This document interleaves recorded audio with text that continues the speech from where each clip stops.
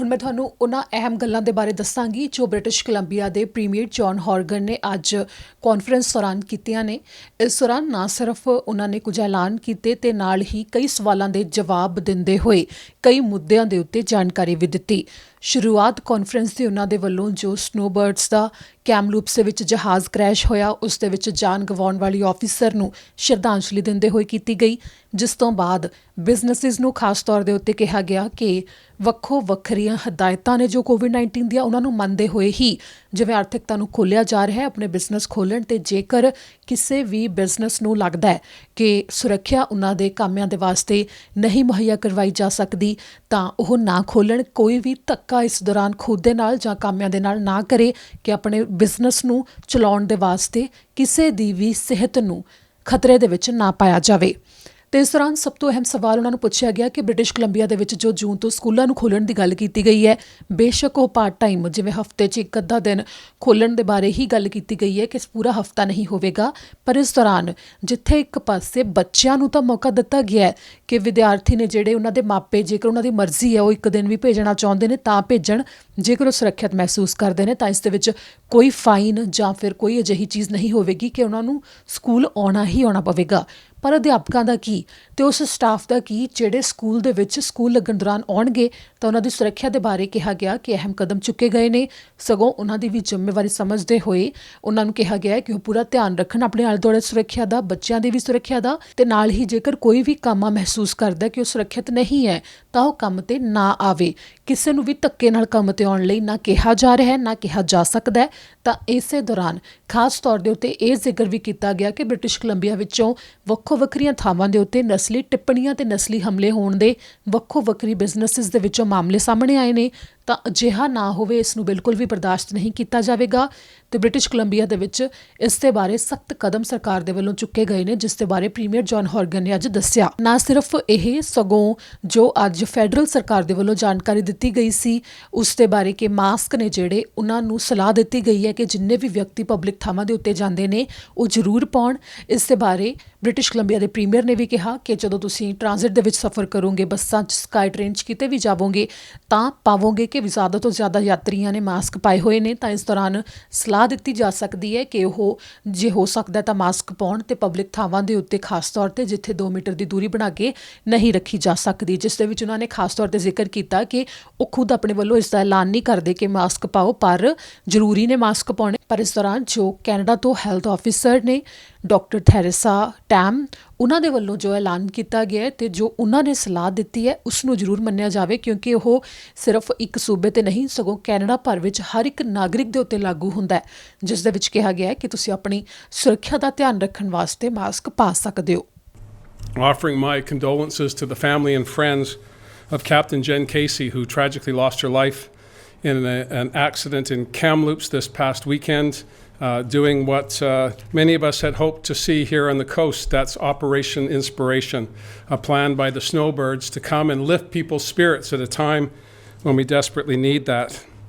And to now have to mourn the loss of yet another Nova Scotian in what has been absolutely a terrible year for the people of Nova Scotia is also a very, very sad day for all of us here in British Columbia and indeed across the country. I want to thank the snowbirds for all they've done over the years. I know my children and my spouse and I always, whenever we get the opportunity, whether it's a good day or a bad day, we try and find a spot to watch the snowbirds go by here on southern Vancouver Island. And I remember running into a snowbird at the Victoria Airport and telling him how inspired my spouse, the daughter of Dutch immigrants, was by the snowbirds. And he took his pin off and gave it to me. So I had a birthday present for my spouse, and she'll never forget that, and neither will I. So deep condolences to the family of Jen Casey and all of the snowbirds and all those that have supported them over the years. I want to move from a sad situation to an equally sad situation, and that is the rise of racism here in British Columbia. It is absolutely unacceptable to see this increase in people taking it out, their concerns, their frustrations, on people of color, people of a different religious perspective, people of a different sexual orientation. Hate has no place in British Columbia. We are a strong and vibrant economy and a strong and vibrant community because of the diversity that is what makes up this great province. I just can't stress enough how it's just no longer acceptable. And I'm grateful to see citizens standing up to racism when they see it. A number of news stories about individuals who said enough is enough and stepped in the way of racist behavior. We need to do that with increasing regularity. I know all members of the legislature and all British Columbians are focused on making sure that love conquers hate and that we can squish racism out of our community once and for all. We are now on day 2 of phase 2 of the restart of the BC economy, and although there have been some bumps along the way, and there will be bumps as we go through the next week or two, I believe we're off to a good start. British Columbians are anxious to get back to whatever normal is going to be in the days and weeks and months ahead. And in order to do that, we all have to be, as Dr. Henry suggests, kind and calm. We need to make sure that we're not trying to force the opening of a business that's not ready to go, and we want to make sure that we're not forcing employees to go into situations that they're not comfortable with. That's why we've been working with WorkSafe BC and the public health officers to make sure that when people are going back to work, they're comfortable, they're safe, and that patrons can also feel that way when they go into a business. I know there's lots of questions. I'll leave it up to you to fill in the gaps on the restart. But on balance, I'm pretty satisfied with how we're underway. We've got a lot of work to do, and there are many sectors that are concerned that they don't quite have the plan right for their success. But we'll keep working on that together, and we'll get a better outcome as a result. Reminder to reporters on the phone, please press *1 to enter the queue and unmute your phones. You won't be audible until I call your name. Our first question today is from Richard Zisman. Premier, I just want to touch on a point that you just made there about people being forced back to work. You know, with the schools coming back on June 1st, there have been some issues that have been emerging, and one of them is from teachers concerned that they are exposing themselves to other people's bubbles. So I want to get your thought on whether you're concerned about the interactions teachers will have with their students and whether those teachers are put into a position where they feel safe. And also, on the flip side of that, we're hearing from parents who are saying their employers are saying, you must come back to work now because schools will be back open and you have somewhere to send your kids. Are you concerned about that element as well, that parents are being told that the schools are now open so they can return to work? Good questions. I'll start with the larger expanding the bubble for teachers. We considered all of those issues. Minister Fleming has been working for the past 8 weeks, on trying to find the right mix of bringing kids back so that we can have a dry run for the start of the new year in September. And we've done that in a way that is voluntary when it comes to parents and children, but also in a way that will meet the needs of teachers, support staff, administrators, and all of those important people that keep our K-12 system operating. I want to assure teachers, I want to assure parents that we would not have opened up schools again in June if we did not believe it was safe to do so. We've worked with public health officials, we've worked with WorkSafe BC, who's in the business of making sure that workers always go to work safe and come home the way they left. These are challenging times. These are times filled with anxiety. But we've tried to reduce that anxiety as much as possible by putting in a plan that will allow for social distancing, physical distancing for teachers and kids, as well as making sure that we're reminding children of how joyous school can be. And it is, again, a voluntary. It is only for the month of June. It will be part-time for K to 5. There'll be a bit more instruction. For 6 to 12, there'll be less instruction. But for those kids that are having challenges with online learning, this is an opportunity to get a little bit of face-to-face instruction so they can maybe capture some of the elements of whatever the section of the curriculum is causing them difficulty. I think this is an appropriate way forward, and I do believe that teachers can feel confident and safe, provided they exercise their judgment in terms of the distancing and how they comport themselves when they go into the classroom. With respect to other employers looking at the K-12 system as a childcare system, that is not what it is. We're developing a childcare network in British Columbia because we desperately need it for our economy to be strong and for all people in BC to participate, men and women. The challenge, of course, is that we are in a different time than we were in January. We had a 10-year plan to implement childcare across British Columbia, and that has been abruptly stopped because of COVID-19. So as we come out of COVID-19, what I see as one of the bright spots is that uniformly across the economy, people understand now and recognize the importance of childcare to a robust economy that includes everybody. So we're going to continue to build our childcare system, but that's not the role and function of K-12 education. Is it a place where your kids can be during the day? Absolutely. But let's not confuse the two. Early childhood educators focus on bringing little ones to a place where they can step into kindergarten and then go through to grade 12. That's what the system is designed to do, and we're going to keep working and building on that going forward. Employers should not be forcing employees to come to work if they're not ready to do so. We've been clear with employers, and as we've talked through the Economic Recovery Task Force, there has been a sense of a cooperation and a hopefulness from both labor and employers groups, and I'm confident that we'll get through this. The conflict that you're suggesting may be modest rather than a huge problem. Our next question is from Tanya Fletcher. Hi, Premier. The Prime Minister says discussions with the provinces are ongoing on what type of stricter measures will be needed once the restrictions at the U.S. border are eased. Is a monitoring tracking device to track movements, something like an electronic bracelet for people returning, something you might want to see being used going forward? Well, I'm pretty happy with the border efforts that we've got in place today. And that took some time to get to, and it was a collaboration of both the federal government, who has primary responsibility, and provincial government employees who we sent to border crossings and to the Vancouver International Airport to assist in ensuring that everyone coming into British Columbia had a self-isolation plan. That's worked very, very well. I think less than 150 people of the up to 45,000 people who have come into British Columbia since the program was instituted have required a quarantine. They did not have a plan of their own. That's a very, very small number of people who aren't with the program.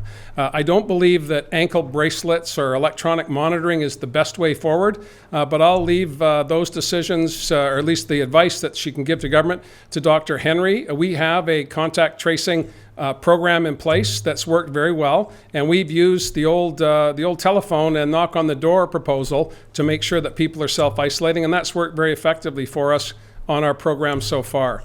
What happens after June 22nd, we don't know. I'm just grateful that Canada and the United States have once again put in place restrictions at the border, and we'll keep monitoring that till we get closer to the month ending, and then we'll take another look at it. Our next question is from Mary Griffin. Oh, hi, Premier. Thanks very much for taking my call. You addressed the issue of racism in this time of pandemic during your opening remarks. And I'm just wondering about a particular incident up in Parkville where a spa was vandalized. It's operated by Korean Canadians twice within the past week. All the other neighboring businesses not touched at all. Should there be consequences for the vandals if they're apprehended? And just going on to a second topic, also on the issue of businesses reopening, they're finding that their costs have increased substantially due to the procurement of personal protective equipment, and they're passing those costs on to the consumers. Your thoughts on that? Thank you, Mary, for the question. And it's absolutely reprehensible that a business would be isolated because of the ethnicity of the people who operate it. It's just not acceptable in British Columbia. And if those perpetrators are caught, they can expect the full force of the law to come down upon them. There is no space in British Columbia for that type of behavior. I know, talking to Del Manick, the chief of police here in Victoria, as well as observing the good work of the Vancouver Police Department and the RCMP that I travel with regularly, within the law enforcement community, there is zero tolerance for racism. When you look at the diversity of law enforcement, of fire crews, of our legislature, the diversity of our communities is now being reflected in our public institutions. And there is zero tolerance for this type of behavior in British Columbia. And if these perpetrators are caught, they can expect the full weight of the law to come down upon them. We're working cooperatively, whether it be the Leader of the Opposition offering suggestions of how we can beef up our anti-racism plan, or or the Green Party also suggesting ways that they think that we could better work together to speak with one voice on this very, very important issue. I'm the son of an Irish immigrant, and I have not experienced racism, but I am as new to Canada as anyone else. Indigenous peoples have been here for thousands of years. The rest of us came from somewhere else with the hope of a better life for ourselves and our families. That's what's made this country spectacular, and that's the strength of British Columbia. Racism is not on. We got to stamp it out. We all have to do that together. Next, we have a question from Justine Hunter. Hi, Premier. You mentioned childcare, and advocates for childcare are calling on your government to fast-track that $10 per day daycare promise as a way to help parents return to the workforce as we reopen the economy. I'm wondering, I didn't hear anything that indicated you were looking at fast-tracking that. Is that on the table? Well, there's a whole bunch of stuff on the table, Justine, as you know. There's no shortage of ideas that come forward as every day goes by. We've had a cross-government approach to responding to the pandemic. Minister Carol James is toting up the costs and consequences of programs that we're initiating as part of the $5 billion recovery plan, as well as what resources do we need to add to the existing budget to meet the needs of the community in this new world that we're entering into with phase 2 of the restart. And I understand and respect very much the advocacy within the childcare community. It was their advocacy that got us to a place where I was sworn in as Premier of British Columbia with a focus to create more childcare spaces. And I'm not backing away from that for a minute.